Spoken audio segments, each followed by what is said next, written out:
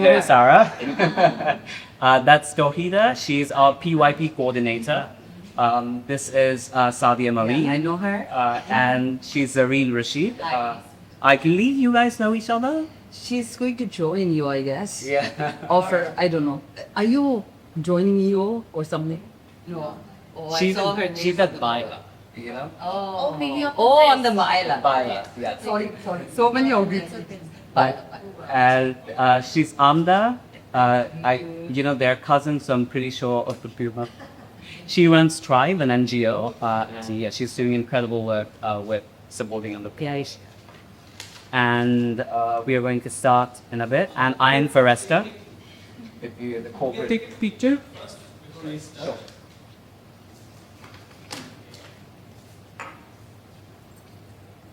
I will take, yeah. Remember? Okay. Photo. Go. Guide the straight eye here. And is the camera on, working, everything's rolling? Subway? All right. And we have a microphone set up at the top somewhere. So, we don't need to be particularly loud. But then if you could project your voice, to be our experience can cheat if Some. depends as if anybody else. Oh, sorry, you don't want it. Okay, sure.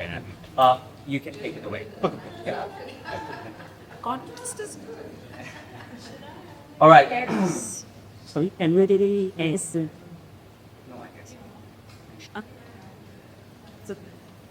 All right. I'm going to get started. Okay. Are we good? IT team, can I start? Yeah. Okay. Great.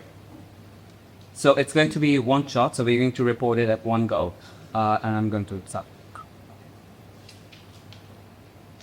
Good afternoon to our esteemed guests. I am Faresta Ali Malik, the Corporate Relations Representative at International School Dhaka.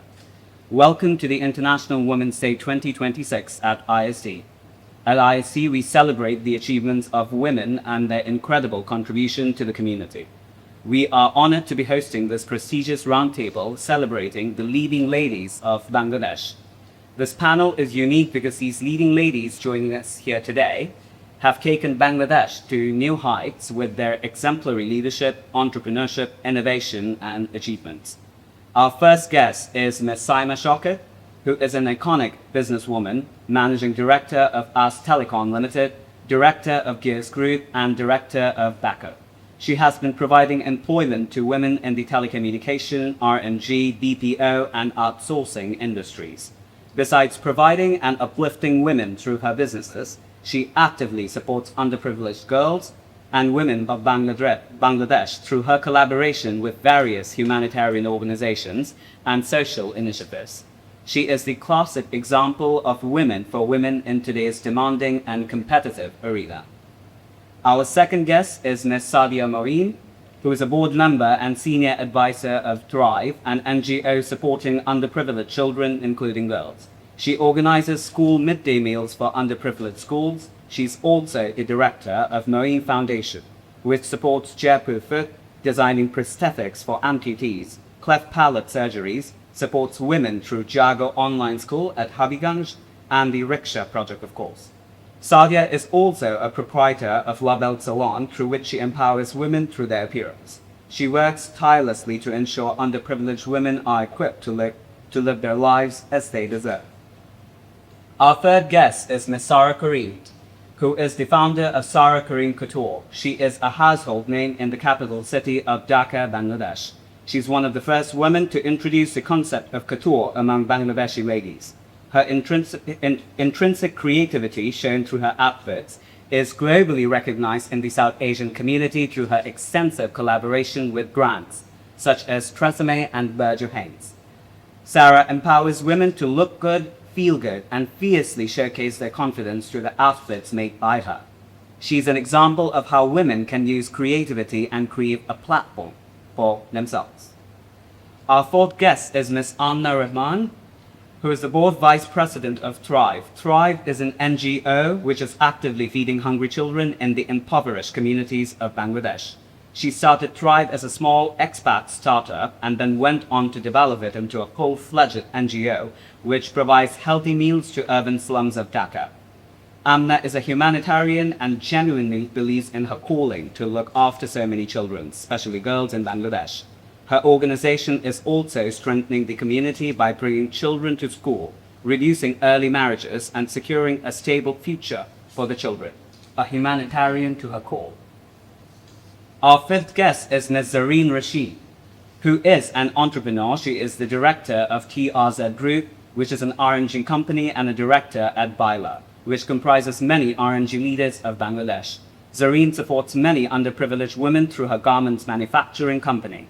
Besides, she's an advisor at Footsteps, which is a humanitarian organization working on clean water and sanitation. Zareen is involved in multiple humanitarian organizations where she supports many young girls and women through the provision of meals and financial support. Her proactive approach in her humanitarian initiatives is appreciated and celebrated in the Bangladeshi community. Our sixth guest is Ms. Anna Young, who is the coding, design, and robotics teacher at International School Dhaka. Anna is from China and has an extensive profile embellished with accolades and achievements. She goes over and beyond within and outside the classroom setup to help the children, including young girls who want to excel in robotics. She empowers girls through the designing, quantitative analysis, and manufacturing of robots. Anna is passionately educating young girls to become future robotics leaders. Our last guest, but not the least, Ms. Tawhida Afsar, who is also the moderator of today's panel. Tawhida is an educational leader from the United Kingdom. She is the Primary Years Program, aka PYP Coordinator at ISD. Tawhida helps all the children, especially young girls in primary school, through her holistic approach to education, helping these young girls identify their strengths academically and personally, and developing further to become incredible future leaders. Tawhida has a unique pedagogical technique which is so admirable for educating young girls here at ISD. Women, young girls, and all the members of the ISD community look up to her as a role model.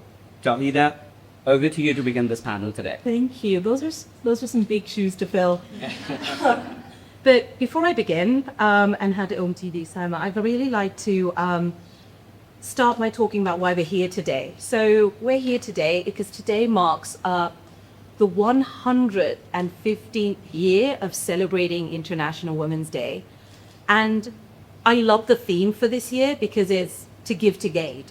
Right? I mean, we could question why we're still here, why we're still fighting for equality, equity, voice, a platform. But I think we're moving in the right direction. To give to gain means that if we give power, if we support women, then all of society benefits, not just women, men included. And I think that's really important for us to remember today. So how can we support women? We can support women through education, which is why we're here. Training, equal opportunity at work, respect and recognition, representation, including government, mentorship, support, resources, and of course, safety. And I think our panelists here today represent all of those areas. So I'm really proud to be here today. On that theme, I'm going to start off with Simon, if that's okay. Yeah, and I'm just going to ask questions. Please, women, feel free to speak up. Yeah, so, Saida, in your experience within ICT and the BPO sectors, what do you believe are the biggest barriers that prevent women from entering, this thriving technology-driven world as it is today? Usually, we have a tentative number. There's around 30 to 40% women in the workforce.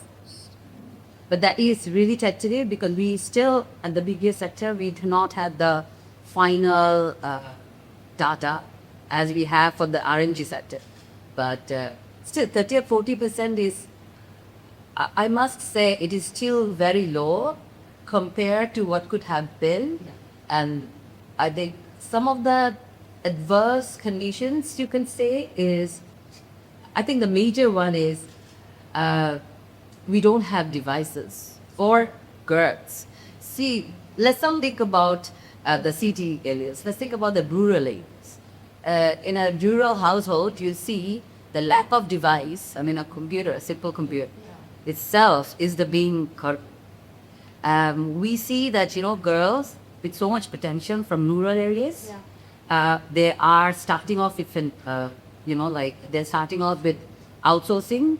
Outsourcing is an interesting part. You do it with a computer. If you have a computer, you have a net line, a good net line, you can start off being an outsourcer. So, we went to Rajshahi, we went to Kulna, some of the parts that are really far away, that we could see really, really capable women leaders. They are, they're working in groups, like 10 or 12 groups. And they're working directly with Americans, with Singapore, with Australia, So, and this is actually happening. It's actually happening. There are success stories, but these stories could have been so many more. Just because the in rural areas, I think the major hurdle is getting sick. In the same house, getting it in my yeah. I mean, sorry, I'm just gonna end this like in the same household. Suppose there is one brother and one sister. The brother can actually get a computer, like not even if he doesn't own it, he can go to. I mean, he can have that device, provided there's somebody in the village who's supplying it to her, renting it to him, but the girl will not be able to get it in the same household. So that is something that we are fighting for from Bato. Yeah. How do you fight that though? Because From that's not just like it's culture, isn't it? It's deeply entrenched culture here. So how do you combat that? How do you break those barriers? Education. Yeah. We have a lot of seminars. Like every year we do a lot of like DPO summit, but we don't pour it in Dhaka. Okay. So out of Dhaka, when we go out of Dhaka, we don't have that seminar. We have like educational camps. So like we show like what you can earn. Money is a directive. So when the parents know, okay, my daughter can actually earn this, can do this. So and it's also word of mouth. So one villager, they can they will go and talk to somebody else. So if we have educational camps, but still I think there's so much potential to do that. So yeah. I love that education is the way forward, because I think going back to that give to gain piece, by giving education and training, you're not just opening the doors for them, but you're also giving them the means to an income. And I think here we realize that income and money is part of their identity. It's your job, right? That's so cool. Okay, on that note then, Saima, what do you think is the private sector responsibility towards this? Like not just you, but other private, like how can private sector organizations move beyond just statements and say we want to do this, we have to do this, to actually making, because you mentioned inclusion there as well, women, men, brother, sister. So how to make radical turning happen of course, that's fulfilling to give to K. I love the tag this year. See, for example, a company who's working with the ICT region. So they have like 3,000 employees. And it's very difficult to get good trade employees. Like I have a very small IT firm. But even for my firm, I have a TI. TI means a teaching institute. So what we do is we work with Walmart, we work with Walmart or then other skill development projects, especially on the education and training of this underprivileged children, men and women both. But we get a better quota for the girls, even there. We do, so every girl we do the training and we give a placement, like, job placement. Once that confirmed, you get a higher point for that. So, I think inclusively, a lot of institutions, even private, they're working to develop this now. It's a positive fact. We cannot always say negative. I think in Bangladesh, we're very lucky girls that it's actually working. I mean, everybody is very open and they want to help. Private, yes. And the private sector, I think to give to gain, I wanted to say, because if I can, I do training like 25 to 30 every 3 months, and then I place them like who are really good, like around 60% I place them within my own organizations, and not just ICT organizations. I even give it to my RMG sectors. And one of the girls, she's actually a merchandiser, and it just took her 4 years, and she is working in Gajipura factory, and you were merchandiser saying because even management level in RMG, a woman is very difficult. Exactly, men. But then, I have so many merchandise. Girls. And so many Girls. And it started with there was this issue like, oh, they can do all can they go to the factory? Because, in garments, like you have to do sometimes, yeah. And they can't do that. And I'm like, she said she can. Can you just give it? Yeah. Yeah. I was like, I went to my HR. It's like, she said she can. Can you just give it? And they say they are more stable in the job. Like they don't shift jobs. So my so my RMG concern, they're like all open to like give us some more merchandisers. Yeah. So, okay. So, Saima, if you were to give one piece of advice to a young woman who wanted to enter either the ICT or PPO industry today, what would it be?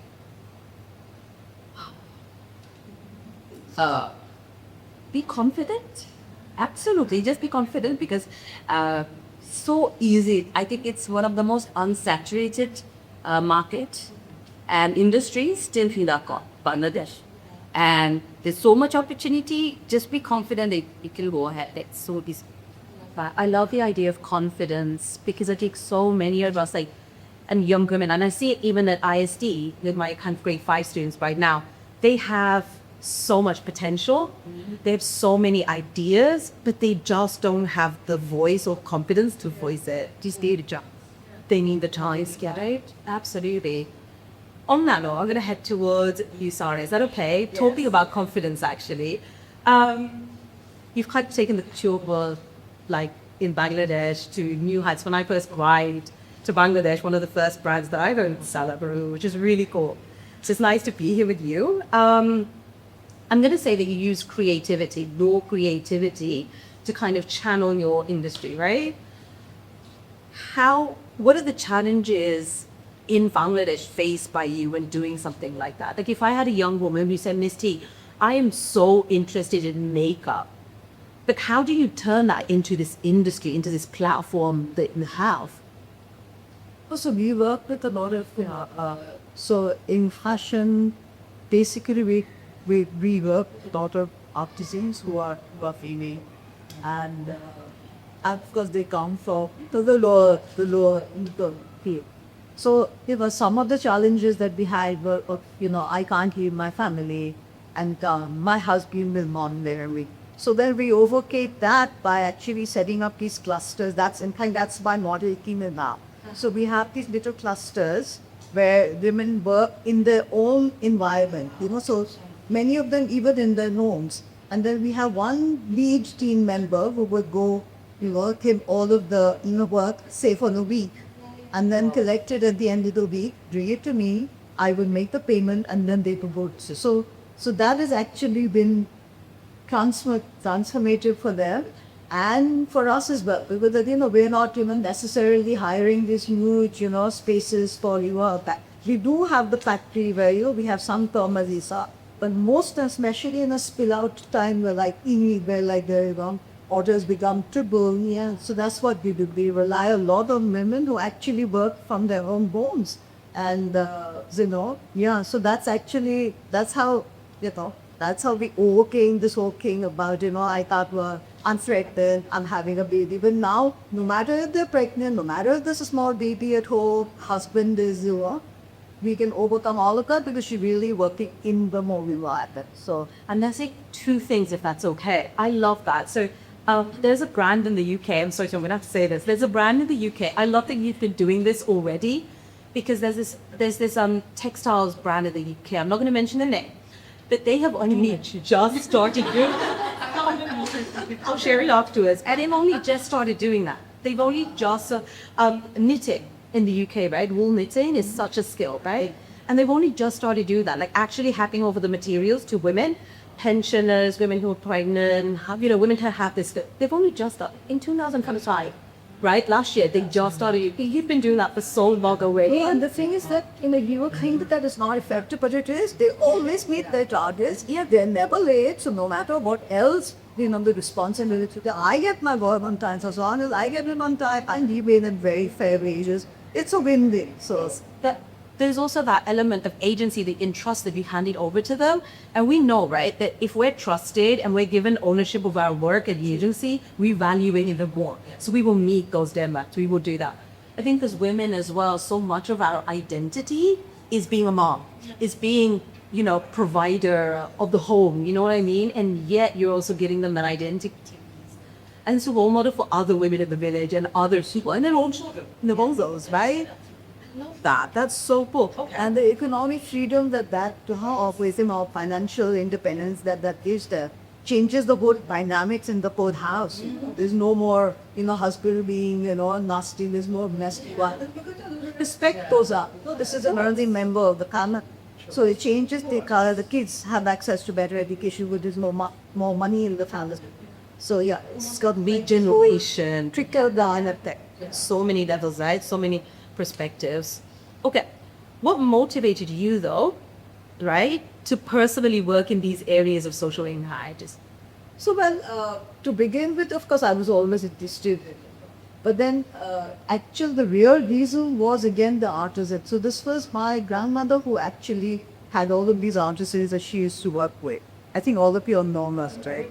And she used to do these sardies and things. And then she worked, with the old, and she didn't carry money. Had most of these artisans who were actually unemployed. And that's when that was actually the impetus to me to start, basically to begin with, just to be a tenant boy.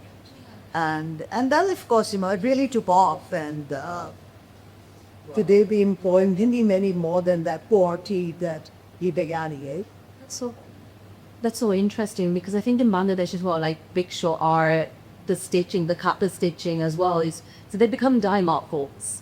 Yeah, quite often, when you keep a big show art, or you feel like the kappa stitch, the anki pan, and that skill itself can be dominated by men. And so for you to be handing that over to women is really, really. You also listen, and actually women cash in the world as well.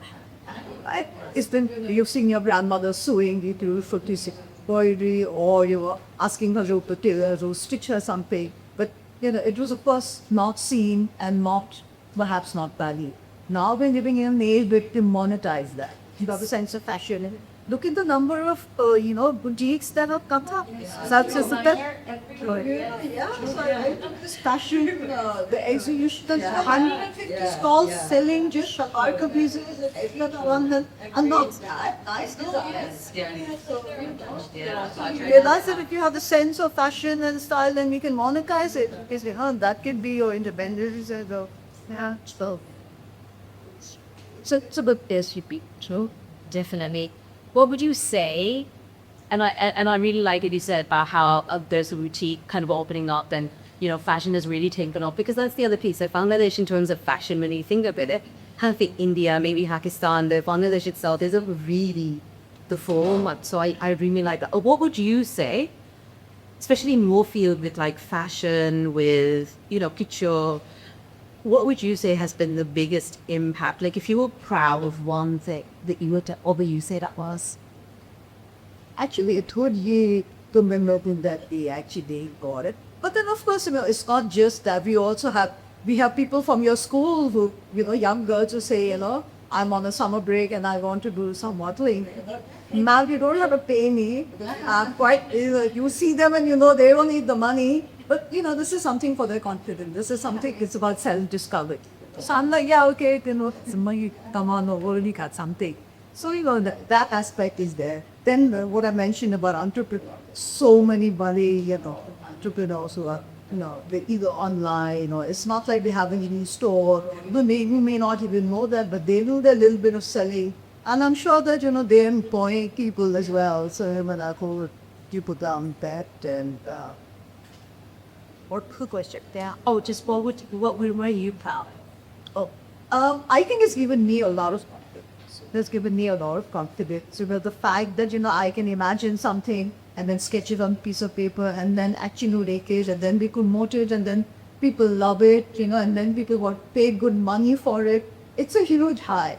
Yeah, it's a what is it as I don't think I would have this kind of confidence or Harry Barbie, but that's Even that woman in the village who created that piece. yeah. That I can only imagine the hype on it, right? Like I created that. I'm in the village, so my piece is on international. My piece is So right. even when we do promotions and things, these pieces they can recognize the one that they made. And then they're saving on their phone and then showing it. This I did my one.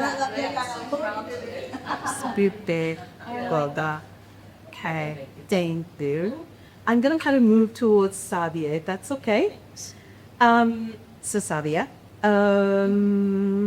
I didn't want to start with a question. In your experience, I was amazed. Honestly, I'm being very honest. When I did the kind of my research, I was amazed that you provide prosthetic support and rehabilitation. In your experience, how has that kind of given you the ability to transform lives? What do you say? I just first up Volitone's project, Jaipur. I had a new idea, then back we have the MBT in my silver. And on my set. The first stand we had in my Tata I spent all my time because it was just amazing. It was amazing that you could actually help a person who walk in just one day. It's a custom-made, we made custom-made prosthetic limbs for orthopedics. If the worst what you have just more to go. In workout, you measure time, doing more, and we'll get up and walk. And it was just amazing to see what it was going to their life, what it was meant for their confidence. As it is your what you and now you're a burden on somebody. So to be able to actually get out of that situation where now this person will be able to walk, will be able to work, will be able to gather some kind of dignity and and live their life. So it was just mind-boggling for me, and for of course it changed their life in people. I love that because it's that identity piece as well, right? Go back to identity, giving them self-worth. I always please shun you. You're not earning, you're poor, you're a burden on your family. And then suddenly you have this opportunity where you can get out and walk and go live your life. And you will use some work or whatever it is to just get on with life.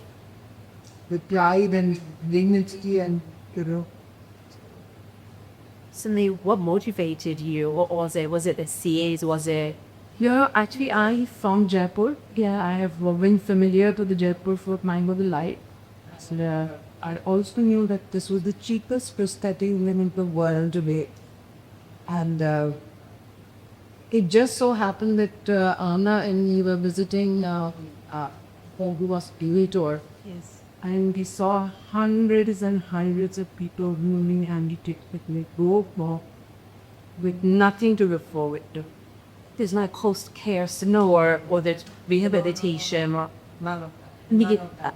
I guess also, please help me to understand that I'm guessing that there's also no kind of mental health support or well-being support. Both? Zero. Absolutely zero. So we kind of stumbled upon it. We were not, we just went to see what we could do.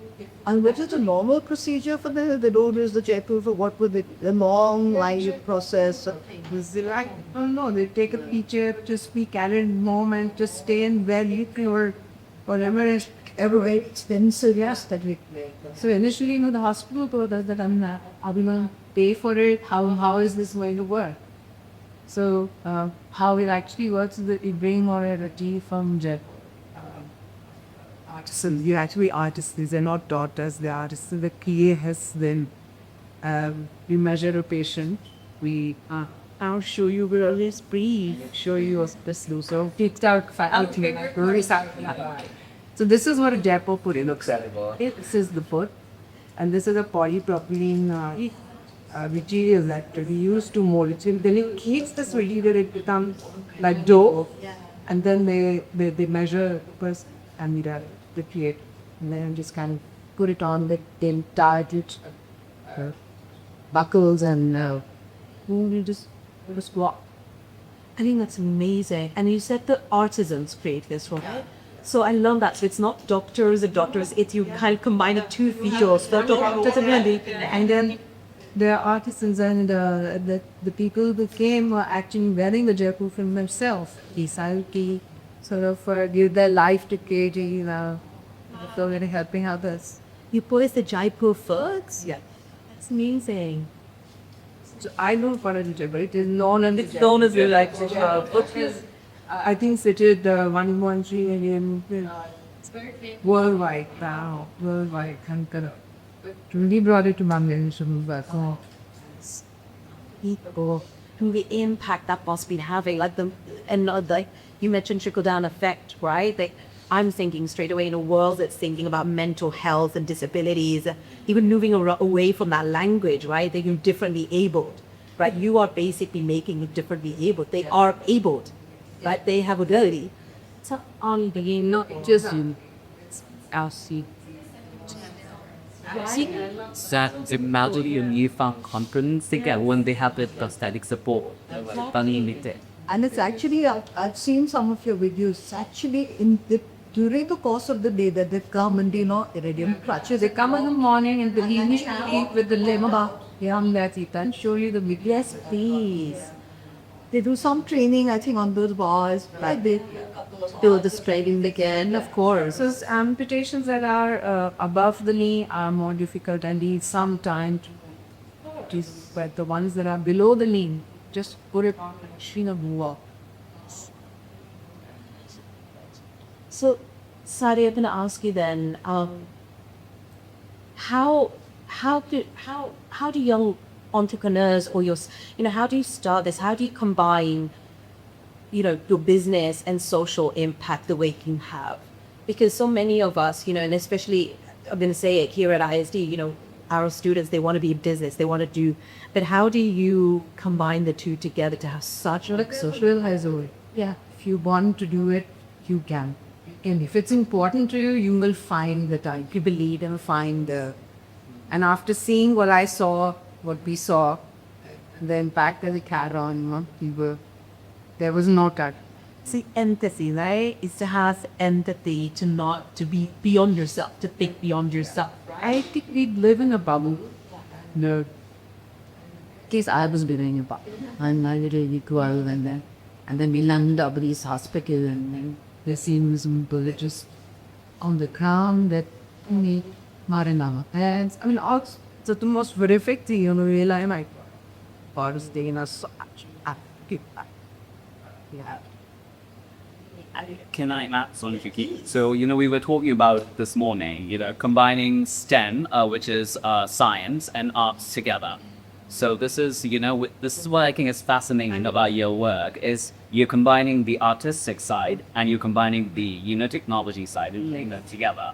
And making lives better. That helps. Absolutely. This is like human self-actualization. Do you create? Yeah. Yeah.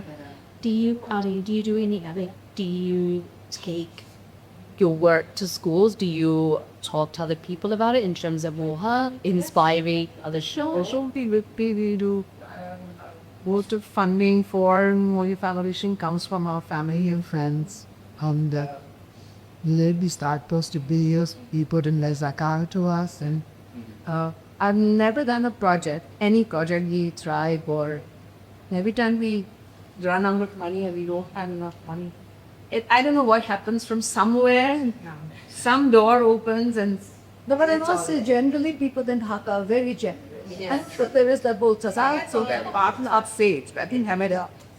zakat is kisar. And when you see something impactful happen, you see a lot of times you go on to donate if you think it doesn't go into organization.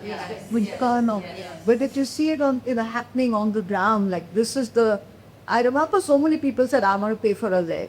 I want to pay for a leg. Sorry, what people doing is collecting the donors to the rescue.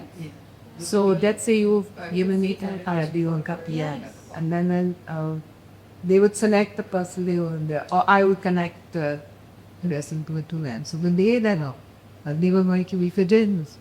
The donor would ask them, I guess, to. So you can see where your money has gone and how much you have helped this person. And talk to them, talk about their lives. That's that human connection piece again, right? I really appreciate that. I'm gonna reach out to you because I had KY kids coming up. There's a bit of self-interest there for my grade 5 students. But I'm conscious of the times. I'm gonna move towards Anna, if that's okay. Yes. And I think you kind of led into that a little bit, right? About how design, coding, and robotics. But I have a question for you. There was a statistic recently out that said that more than 7 million jobs have been created in the coding and tech industry in the UK alone. In an ever-changing field, right? Where, AI is developing continuously, coding, robotics, it's continuously changing. How do you prepare girls to be ready for that field? That's a very good question. Sorry, Anna. Yeah, and very big topics, AI and the programming. If we have I think old view before all opinion, only the boys can do the programming or robotics really good. At least when I was young, when I say I want to do robotics, my parents will say, you're a girl, you better just be a teacher or a lawyer. And then I feel the time change, and I really like the mathematics, science, programming, robotics so well. I will spend hours on that. And now for my role, I want to cheer the girls up, and that they can have more opportunity to see what is programming, what is robotics. Is that's really very hard only for boys. And then after they have the opportunity, they saw how they can build the robotic, and how they can write the code, and how they can make it from zero to win we hold the robotics competition in our primary, and how they can see they win the pass. And a lot of girls, they get achievements, and at the beginning, then they fail and they try again, and then fail again, and they try again. But they never feel it's only for guys. And and they don't feel programming, I cannot do that. And after they try so many times, they get a go and they get perfect routine of the challenge. And then they gain the confidence. So they feel, I feel the important thing is not just for programming and robotic. After they have the experience, when they face another difficulty times, they feel after I try, I be a risk taker, and then I can get over this. And I fail, I try again. I fail, I try again. And we can be anybody you want to be. So, and facing the AI in time, coming back, I think there is a big potential. I saw the news, even someone who doesn't know the code, and you went to very good apps and good products or applications for people. And so there are a lot of village chance there, and it's keep developing very fast. So not even like maybe you're 10 years old, you know the theory, you try the programming. Maybe you can be the next inventor for the whole society. So that's I want to build this foundation for the both. Be like fire is that foundation piece, right? Yes. Okay, because education is the foundation, right? What you get from your education, even at the youngest age, is what you take forward. On that note, then, if you were to say, like, ISD is doing a lot, and I'm very proud of being part of ISD. We've got our coded program, robotics, programming instructs in the early years and all that. But thinking about wider Bangladesh, right? Thinking about the the general population, what's the one thing that schools could do to further develop? Because it's a growing field. If you provide that education for girls, then it only betters society. It brings, right? That's the whole of Bangladesh. So what could schools in Bangladesh or the new education minister, what could they do to support this? That's Like, love that question. for what I think what they can do, I teach them the skills, but the girls and the boys both they can find the thing they want to be. Like even we learn the 3D model, like they even can make the model we had there by their software. They can try if they want to help others to make a model of the legs. So we can combine the technology skills they learn and combine their abilities together. So it's not just in Bangladesh. They can see anywhere potential.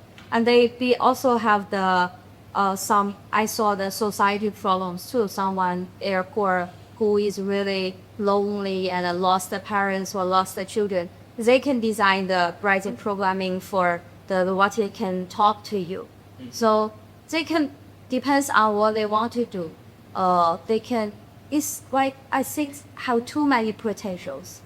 Like you can do anything you want. And they even can design the water filters for draw the 3D model. Yeah. So, and also combine the robotics programming. I feel you can do anything. Yeah. You can solve the most of problems you're fixed. So maybe see the potential, right? See the potential. And then kind of flips me back to what you said, time a lot, devices, right? If we were to provide devices and skills and education, we have a ready workforce, right? Teach them, give them the skills, because education should be responsive to the world that we live in. Yes. Right? Absolutely. Just to add to that, that's also, Ivy League universities actually provide free courses for AI encoding. So, if somebody's sitting here in Bangladesh, like the women, and they want to learn about coding, they actually have free access to all these resources. So, Saima provides the technology, and she provides the knowledge and the will. So that's that. And you're connected. Yeah. You are connected. Absolutely. Okay. Anna, last question. Is that okay? We're going to ask you. You talked a lot about confidence, about skills, about perseverance, right? What's the one piece that you do in your class? And maybe this is more advice to the wider Bangladesh in terms of education. How do you make both feel comfortable in your class to take that piece? I think from our IB profile, I think Good answer. be a risk taker. And don't afraid to be a failure and keep trying. Definitely you're gonna get something. If you don't try, you're gonna stop here. But if you try, even you fail, you get some experience. You change the data, and then maybe fail again, but you change the data again. That's what I'm doing every day. And I have the same attitude to the students too. Even you fail or you definitely cheer for your successful. But if you fail, I will help you, guide you, and support you. The failure is also important as successful. Forget that, right? Somewhere most nice. So That's part of the learning process. Yeah, but I think parents as well, right? When they hear that their child has failed, or I don't like the word fail, but maybe they hit an obstacle, or they've come up against a barrier. Quite often, the culture is, well, they're not good at that. Move them away. Right. Do something different. It's not about teaching them the skills to persevere through that. Right. So that's so important because you face that your entire life. You don't succeed in everything you do in life. And to be able to actually accept failure it's a huge thing. It's huge. Interestingly, nowadays children, in our times, our parents would be, I'm sorry, but this is true. I don't know how many of us. My dad was like, oh, you have to come first. Like if I'm, competition, my dad was so good. They're like, okay, you have to come first. But nowadays, I'm like, okay, we learned that. So my daughter goes to, my children goes to an IB curriculum school. And then me, being my dad's daughter, I was like, she was in a puppy distress, like, you have to come first, try to come first. I was like, at that, but I was like, she was, no, mama, no, mama.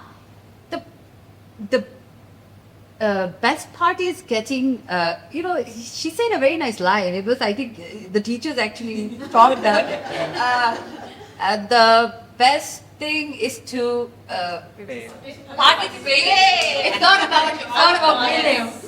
And I'm like, yeah, exactly. Yeah, it's not about winning. It's just schools in the UK actually have Exactly. it, like, on the wall. And I was like, so, Yeah. kind of like embarrassed. Yes, you're right. I don't know, Tahina, did you, in the UK in the schools, they have it on the walls. It says, success is failure turned inside out. Oh, yes. He has it on our... Yeah. So in the PYP, I'm going to kind of beat this towards you, Ahmed, that's okay. Thank you, Ahmed. We talk a lot about, we don't use the word language around failure. We talk more around kind of, it's the growth, say it's the progress. We monitor progress from point A to B. But, and that's us empowering our students, right? To have that language, to own it for themselves, especially girls. If they can say, I grew like this. This is how I changed. This is where I'm going. This is my goal. Then that's when we know you succeeded as educators and facilitated success. So, Amna, how do you facilitate kind of the access to kind of the basic needs like food and education that influences a young girl's ability to achieve her potential? Yeah, so thank you for that.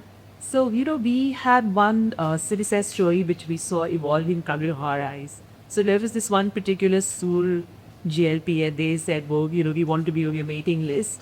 And then we took them on. Before we went there, the ladies who were running the school called me up and said, all the girls are anemic. So along with whatever food you give, can you give them iron tablets? Because they're always sick and there are all these children who are absent from class and, they're not there and they're not in home. So actually start with iron tablets. I said, okay. And then we started the Thrive meal. So the Thrive meal actually comprises of milk, bananas, eggs, a seasonal fruit, we give them maybe a vegetable like carrots. Yeah. So it's we give them 3 items a day. And we have a menu which is set up by nutrition. By the time we had finished 6 months, she told me, these girls just look different. They're not anemic, they're strong. And they used to be very quiet and timid because they're all daughters of rickshaw pullers or day laborers. Because these are free schools we teach. The tribe provides food to these free schools. And we found that they were just very great. And then we went to visit them, I think about 6 months later. And they had drawn pictures for us. They held them up and said, we had seen fruits in coloring books like jam, kakao. This is the color of a mango. They had not eaten those fruits. Yeah, and these are there. Our parents could not afford to give us lychees and she said, we just know that when we are walking to school, if it's the Kamnanda season, we're going to get a Kamnanda.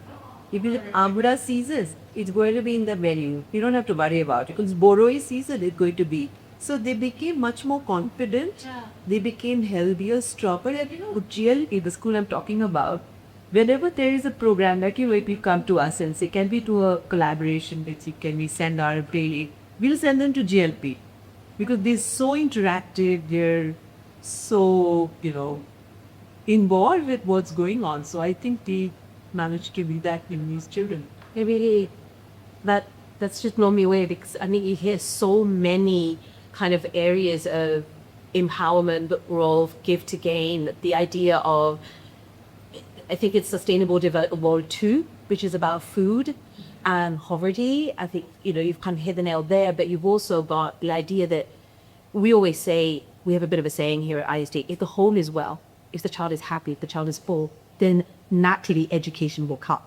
Right? Like you have to be present in mind and you can only be present in mind if all those needs, the human is met, then and only then can learning come, right?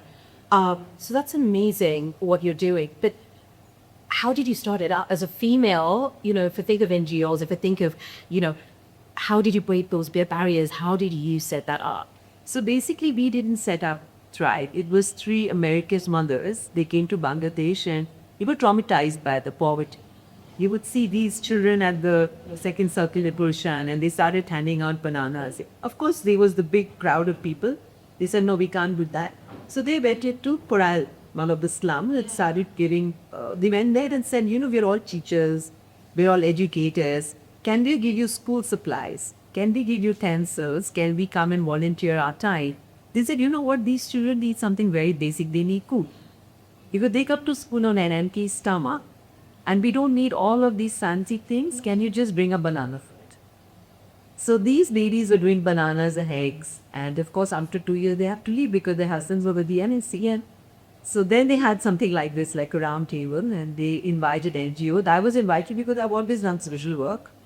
And then when we spoke to them and I saw what they were doing, they were actually boiling the eggs and taking it to the school themselves every single day. They were washing the children's hands because hand washing is part of tribe. That it has to be. Yeah, so before you eat, you have to wash your hands. They were doing it themselves, and all I said was, you know what? I'm blown away by what you're doing. Because even someone like me, I'm in my comfort zone. I don't have the courage to go into the slums. And then I said, I'm not doing it without Sadia. So I asked Sadia and I asked Sarah. I actually volunteered then without dead and oil. When I said, come, I have something to say to you. You know what? I want to take part. Before I even finished my sentence, they said yes. The job was that's also.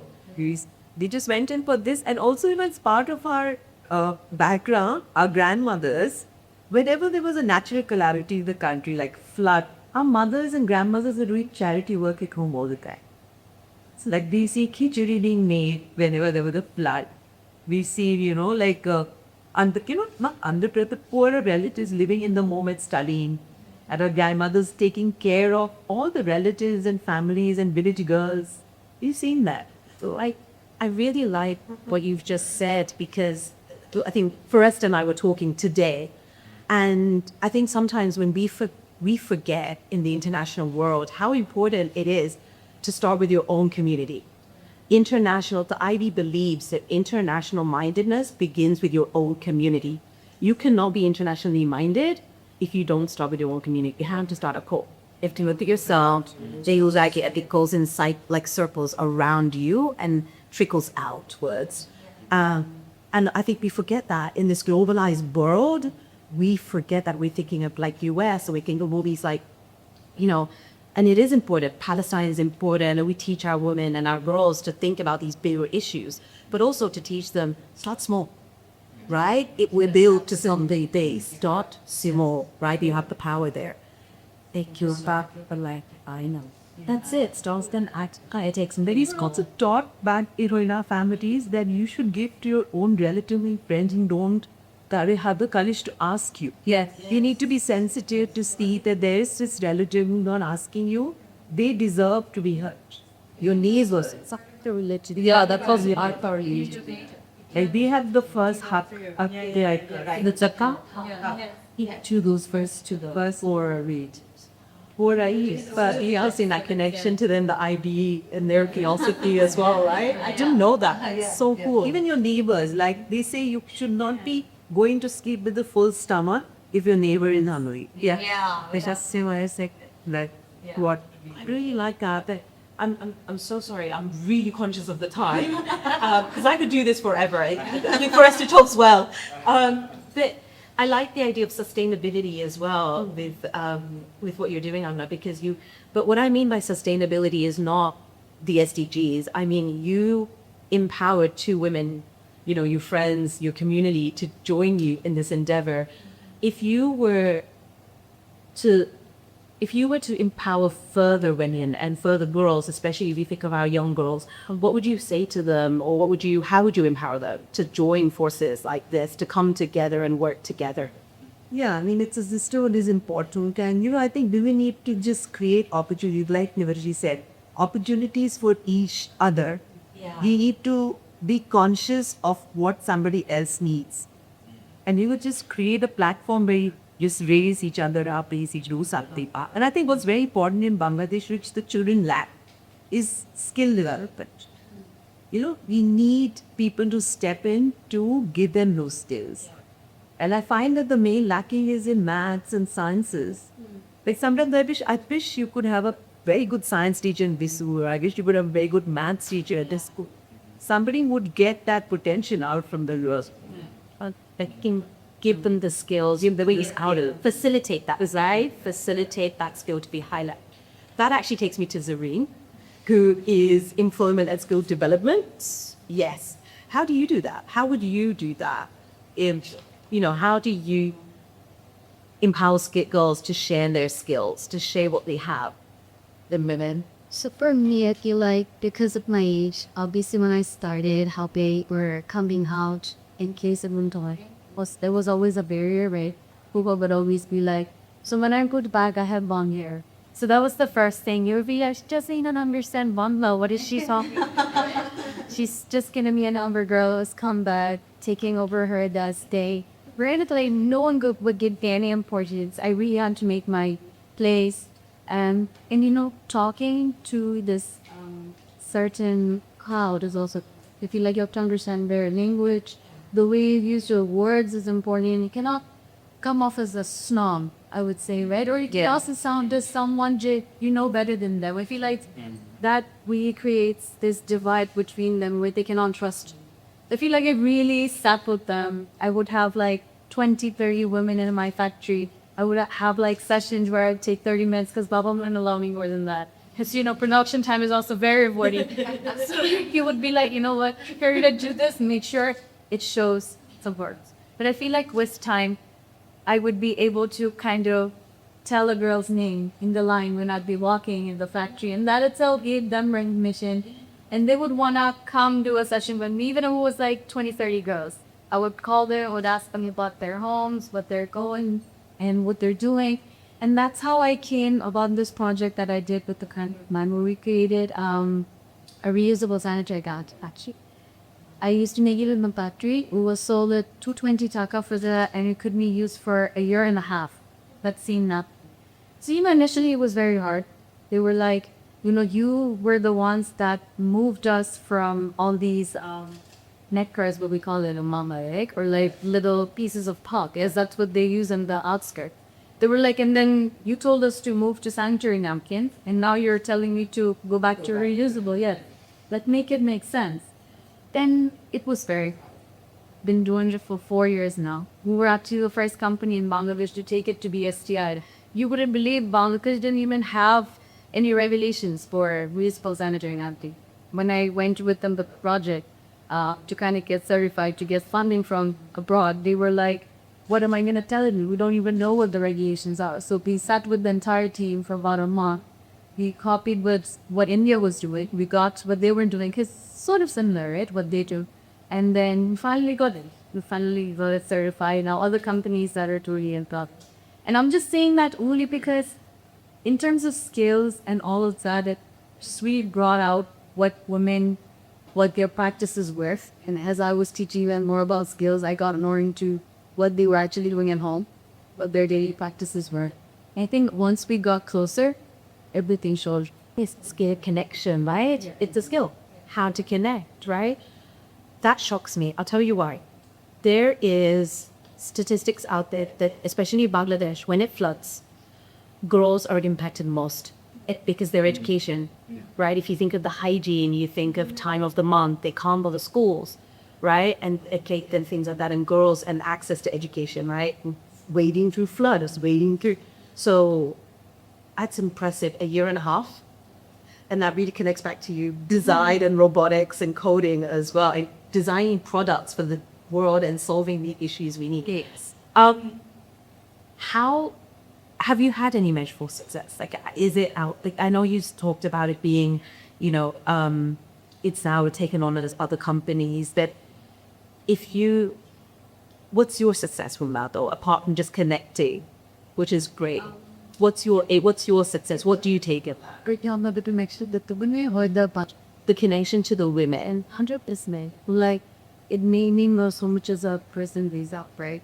To get to connect on deeper levels. And I'm a very big talker. I also, I love listening to people, their story. That always motivates you to me, whatever I go in life. So yeah, I'd say every time I speak to a woman, I hear about her issues, it it also gives me the courage to do more, and I try to do whatever is possible in my life to make sure to get back. That actually happens.